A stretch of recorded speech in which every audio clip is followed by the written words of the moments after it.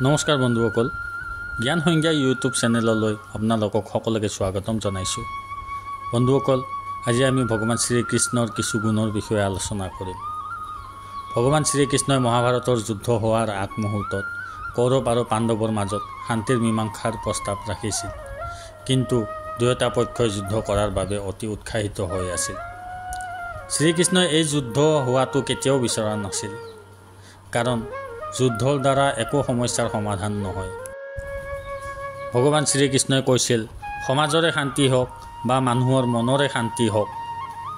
সমস্ত সংসাৰক বুজাই কৈছিল যে যিকোনো সমস্যাৰ সমাধান তেতিয়ালৈকে নহয় যেতিয়ালৈকে সেই ঠাইত শান্তি নাহে, আৰু শান্তিৰ পৰাহে সমস্ত সুখ প্ৰাপ্তি হয়। মহাভাৰতত হোৱা জুৱা খেলৰ বাবেই পাণ্ডৱৰ বনবাস হৈছিল। শ্ৰীকৃষ্ণই অৰ্জুনক বুজাইছিল যে এই সময়তে নিজকে ভৱিষ্যতৰ বাবে প্ৰস্তুত কৰি লোৱা। এতিয়াৰে পৰা মহাদেৱ, ইন্দ্ৰ আৰু মা দুৰ্গাৰ তপস্যা কৰা। ভগৱান শ্ৰীকৃষ্ণই জানিছিল যে দুৰ্যোধনক যিমানেই বুজোৱা নহওক কিয়, তেওঁ কেতিয়াও পাণ্ডৱক তেওঁলোকৰ ৰাজ্য ঘূৰাই দিবলৈ আৰু তেতিয়াই পাণ্ডৱক শক্তি আৰু সামৰ্থ্যৰ প্ৰয়োজন হ'ব। ভগৱান শ্ৰীকৃষ্ণই এইটোও জানিছিল যে মহাৰথী কৰ্ণৰ কবচ কুণ্ডলীও এই যুদ্ধত পাণ্ডৱৰ বাবে বাধা হৈ পৰিব। শ্ৰীকৃষ্ণই সকলো ধৰণৰ চিন্তা বহুত আগলৈকে কৰিছিল।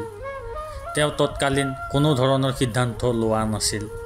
সকলো নিৰ্ণয় আহিব লগা পিঢ়িসকলৰ কথা ভাবিহে লৈছিল। আৰু এনেকুৱা ধৰণৰ বিচাৰসমূহৰ দ্বাৰাই এখন সুন্দৰ সমাজ গঢ়িব পাৰি। পাণ্ডৱৰ ইন্দ্ৰপ্ৰস্থানৰ সভাত শিশুপালেই ভগৱান শ্ৰীকৃষ্ণক অপশব্দ কৈ নানা ধৰণৰ কথা শুনাই আছিল, কিন্তু শ্ৰীকৃষ্ণই শান্ত হৈ হাঁহিয়ে আছিল। শান্তি দূত হৈ হস্তিনাপুৰলৈ গৈছিল, দুৰ্যোধনেও অপমান কৰিছিল, তেতিয়াও ভগৱান শ্ৰীকৃষ্ণই হাঁহিয়ে আছিল। অৰ্থাৎ শ্ৰীকৃষ্ণৰ পৰা ইয়াকে বুজিব পাৰি যে যদি আমাৰ মগজ স্থিৰ আৰু মন শান্ত থাকে, তেনেহ'লে আমি যিকোনো পৰিস্থিতিতে শুদ্ধ নিৰ্ণয় ল'ব পাৰোঁ, আৰু খৰধৰকৈ লোৱা নিৰ্ণয়ে আমাক সদায় বিপদে পৰিচালিত কৰে। ভগৱান শ্ৰীকৃষ্ণই বহু ৰজাক যুদ্ধত পৰাস্ত কৰিছিল, কিন্তু ইয়াৰে মাজত এনেকুৱা কেইবাটাও ৰজা আছিল যিসকল অসৎ, অধৰ্মী আৰু ভ্ৰষ্টাচাৰী আছিল। কিন্তু শ্ৰীকৃষ্ণই কেতিয়াও কোনো ৰজাৰ সিংহাসন দখল কৰা নাছিল।